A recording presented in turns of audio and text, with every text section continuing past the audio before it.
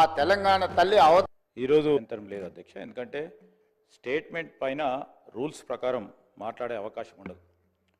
ఈ ప్రత్యేకమైన అంశం కనుక మీరు అనుమతిస్తే మాకేం అభ్యంతరం లేదు అధ్యక్ష.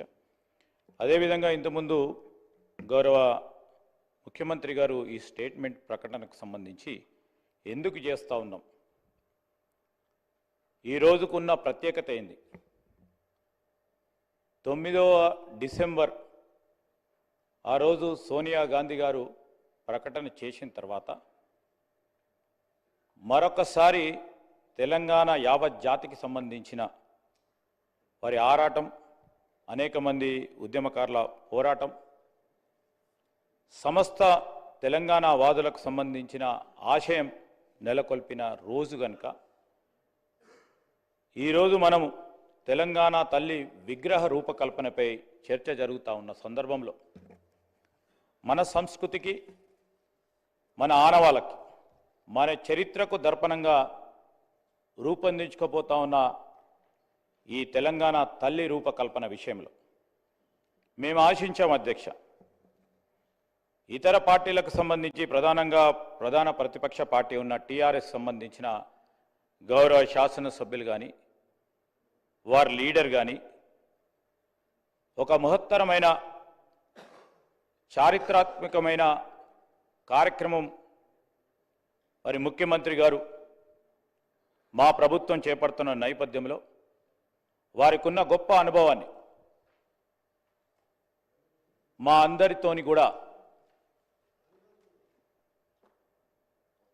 2 మాటలు చెప్పి తల్లి విగ్రహ రూపకల్పనపై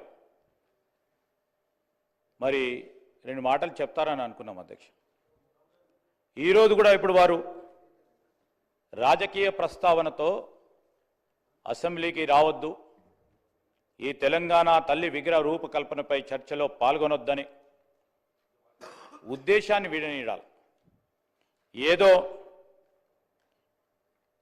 ఏదో కారణంతో ఏదో రాకుండా ఉండాలని అసెంబ్లీకి సంబంధించిన రూల్స్ ప్రొసీజర్స్కు విరుద్ధంగా అసెంబ్లీ సమావేశాలను మేము రాకుండా చూసే విధంగా ఒక ప్రయత్నం జరుగుతూ ఉన్న సందర్భాన్ని ప్రస్తావన చేస్తూ మేము కూడా ఇప్పుడు కూడా అప్పీల్ చేస్తూ ఉన్నాం.